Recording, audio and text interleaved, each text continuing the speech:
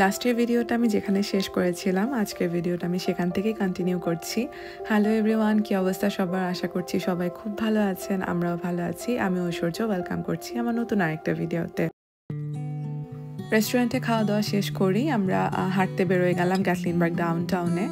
আমরা তো গতকালকেও একবার এসেছিলাম, কিন্তু আজকে আবার আসার কারণই হচ্ছে যে গতকালকে আমরা ঠিকঠাক মতো এটা এক্সপ্লোর করতে পারিনি। আর সত্যি বলতে গ্যাটলিনবার্গ ডাউনটাউনটা আসলে best part of this tour. আমি বলবো যে পুরো যা যা ঘুরলাম এতক্ষণ পর্যন্ত আমার কাছে গ্যাটলিনবার্গ ডাউনটাউনটাই সবচেয়ে বেস্ট মনে হয়েছে। আমার কাছে মনে হয় ঘন্টার পর ঘন্টা এই রাস্তায় হেঁটে বেড়ানো কোনো ব্যাপারই না। দুই পাশে এত দোকানপাট, খাবারের দোকান, ডেজার্টের দোকান থেকে শুরু করে গিফট শপ, তারপরে লোকাল ক্রাফটসের দোকান, কাপড় চোপড়ের দোকান, এটা ওটা অনেক অনেক কিছুই আছে দুই পাশে। তো আমরা একটু একটু ঘুরে দেখছিলাম, আর এরপরে একটা স্কোয়ারের মতো জায়গায় আসলাম। এখানে আরও সুন্দর লাইভ মিউজিক হচ্ছে, নানা ধরনের শো হয়তো হয়। তারপরে এখানে একটা ছোটো মতো পার্কের মতোও আছে। আসলে পুরোটা যদি একদম ঠিকঠাক মতো ঘুরতে যাই তাহলে সত্যিই একটা দিন পুরোপুরি লেগে যাবে আমাদের। আমি তো ডাউনটাউনে হাঁটা শুরু করার পর থেকেই বলছি আইসক্রিম খাবো, আইসক্রিম খাবো। তার কারণ এখানে দুইটা দোকান পার হতে না হতেই একটা করে আইসক্রিমের দোকান। তো আমরা একটা আইসক্রিম স্টোরে চলে আসলাম, আর এই সব স্টোরগুলোতে আইসক্রিমের সাথে সাথে ফাজও থাকে। আর এই ফাজের যে একটা খুব সুন্দর মিষ্টি স্মেল, আমার কাছে এই ধরনের আইসক্রিম স্টোরগুলো এত বেশি ভালো লাগে। তার কারণ ওই যে কোণের মধ্যে করে আইসক্রিম দেয় স্কুপে করে, আমার খুব মজা লাগে খেতে। ওই প্যাকেটজাত আইসক্রিম তো অনেকেই খাই, ওটা তো র্যান্ডম খাওয়া পড়ে, কিন্তু এই ধরনের কোথাও ঘুরতে গেলে লোকাল আইসক্রিম স্টোর থেকে আইসক্রিম খাওয়া সত্যি খুব মজার। তো আমরা যে যার পছন্দ মতো আইসক্রিম নিয়ে নিলাম, আর আমি বলছিলাম যে এইবারই পারলাম মেয়েকে নিয়ে তার জন্য কোনো আইসক্রিম না নিয়ে বেরোতে, কারণ সামনের বছর থেকে সেটা অবশ্যই আর সম্ভব হবে না। আইসক্রিমের ডিমান্ড আমার থেকে তারই বেশি থাকবে। বাকি ডাউনটাউনটা আইসক্রিম খেতে খেতে একটু ঘুরে নিয়ে তারপরে আমরা আমাদের নেক্সট ডেস্টিনেশনের উদ্দেশ্যে রওনা দিলাম।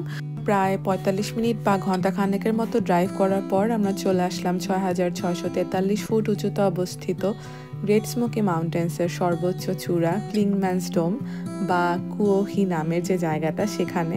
এটা ২০২৩ সালে নতুন নামকরণ করা হয়েছে কুওহি বলে, এখন এই নামেই একে সবাই চিনে।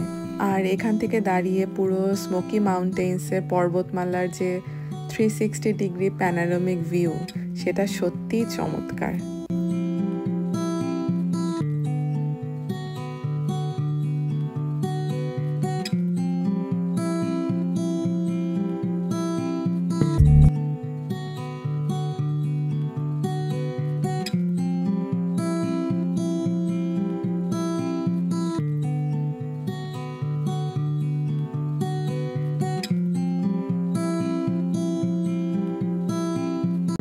আমরা এখন আছি ক্লিংম্যানস ডোমের যে পার্কিং, সেখানে। আর এই জায়গাটা কিন্তু টেনেসি আর নর্থ ক্যারোলাইনা দুইটা স্টেটের একদম বর্ডারে অবস্থিত, যার জন্য আমরা যখন আসছিলাম তখন গুগল ম্যাপে শো করছিল যে আমরা নর্থ ক্যারোলাইনাতে আছি। আর এখান থেকে যদি আকাশ পরিষ্কার থাকে তাহলে প্রায় ১০০ মিটারের মতো দৃশ্য খালি চোখেই দেখতে পাওয়া যায়, কিন্তু আজকে আকাশের অবস্থা বেশ খারাপ। আর তাছাড়া কিছুক্ষণের মধ্যে বৃষ্টির প্রেডিকশানও আছে, যার জন্য পুরো আকাশে অনেক কালো মেঘ, মনে হচ্ছে যেন যে কোনো সময় ঝুম বৃষ্টি নামবে। তো এরপর এখান থেকে যদি 0.5 মাইল আমরা হেঁটে যাই তাহলে কিন্তু আরেকটা অবজারভেশন টাওয়ার আছে, সেখানে যেতে পারবো। সেটা দেখতে অনেকটা এই রকম। আর ওই অবজারভেশনে যাওয়ার যে রাস্তা, সেটা হচ্ছে এই ট্রেলটা ধরে হেঁটে যেতে হবে। তো আমরা আসলে ডিসিশন নিলাম যে আমরা আর যাবো না, তার কারণ সাথে মামুনি আছে। আর ওখানে যাওয়ার পর যদি বৃষ্টি শুরু হয়ে যায় তাহলে তো রীতিমতো আমরা আটকা পড়ে যাব, কারণ গাড়ি তো এখানে। তো সব কিছু মিলিয়েই আমরা ভাবলাম যে আজকে আর ওপরে উঠবো না। আর আরেকটা ব্যাপার হচ্ছে, যেহেতু মেঘ, তার মানে আমরা এখান থেকে খুব বেটার কোনো ভিউ ওখানে গিয়ে আসলে পাই কিনা তার সন্দেহ আছে। তো সব কিছু মিলিয়ে আমরা এখানেই বেশ কিছুক্ষণ এনজয় করে তারপরে আমরা আবার আমাদের জার্নি শুরু করলাম। আর গাড়িতে ওঠার পর আমরা বলছিলাম যে ভাগ্যিস আমরা অবজারভেশন টাওয়ারে যাইনি, তার কারণ সত্যি আমরা আটকা পড়ে যেতাম, প্রচণ্ড ঝুম বৃষ্টি শুরু হয়ে যায়। তো যদিও আমরা আসলে বৃষ্টির কোনো ক্লিপস নেওয়া হয়নি, সন্ধ্যার আগে দিয়ে বৃষ্টি হলে তো আকাশের রং একটু হলুদ বা গোলাপি টাইপের হয় না, তো আমরা ভাবছিলাম সেটাই হয়তো। কিন্তু বাম পাশে একটু ঠিকমতো তাকানোর সাথে সাথেই দেখলাম, ওমা, এটা তো একটা রংধনু, আর কি সুন্দর আর কি বড়, মনে হচ্ছে যেন হাত দিলে এখান থেকে আমি ধরতে পারবো, এত কাছ থেকে এই রংধনুটা দেখতে পেয়েছি।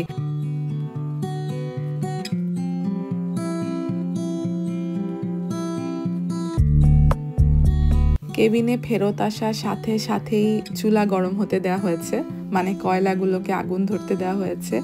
আর ওদিকে আমাদের বাইরে আসলে সেরকম ভালো কোনো বড় লাইট নেই, যার জন্য আমরা গাড়ির হেডলাইটটাই অন করে রেখেছি। আর মাংস টাংস তো আমরা বাসা থেকে আগেই ম্যারিনেট করে এনেছিলাম, যার জন্য বড় কাজ অলরেডি ডান। আমরা যখন 1 মাস আগে এয়ারবিএনবিতে কেবিন খুঁজছিলাম, ওই সময়ই না আমরা দেখছিলাম যে সব কেবিনেই অলমোস্ট গ্রিলের ব্যবস্থা আছে। তো ওই সময় আমরা ডিসিশন নিলাম যে একদিন আমরা ডিনারে বারবিকিউ করব। আর সব কিছু প্রিপারেশন আগের থেকে করে আনার জন্য এটা তো আমাদের জন্য অনেক হেল্প করেছে। তো একটার পর একটা বারবিকিউ হচ্ছে, আর সাথে আমরা একটু চাও খেয়ে নিলাম। আর ওদিকে মামুনি তো সারাদিন পর কার সিট থেকে ছাড়া পেয়ে ভীষণ খুশি, সে পুরো বাড়ি জুড়ে ইচ্ছা মতো লাফালাফি খেলাধুলা করছে। আমিও ওকে ওর মতো একটু ছেড়ে দিলাম, আর নিজেরাও এদিকে একটু গল্প করছি, বারবিকিউ করছি, আড্ডা মারছি। ওদিকে বারবিকিউ হতে হতে আমি মেয়েকে খাবার দিয়ে দিয়েছিলাম, তো ও খাওয়া দাওয়া করে অলরেডি এখন ঘুমিয়েও গেছে। ও ঘুমিয়ে গেছে মানে আমি একদম রিল্যাক্সড। আর এদিকে ডিনারও একেবারেই রেডি। আজকে ডিনার টেবিলে আমাদের সব কিছু grilled item, chicken, fish, corn আর আলু, আর তার সাথে নান আর সালাদ। অনেক কিছু, বিশাল খাবার দাবারের আয়োজন, আর প্রচণ্ড প্রচণ্ড ক্ষুধাও আমাদের প্রত্যেকের লেগেছে। ঘুরতে গিয়ে কেন আমরা শুধু বাসার খাবার খাচ্ছি, আসলে কি আমেরিকাতে সব রেস্টুরেন্টগুলো না 9টার মধ্যে বন্ধ হয়ে যায়, আর এখন সন্ধ্যাই হয় 9টার সময়।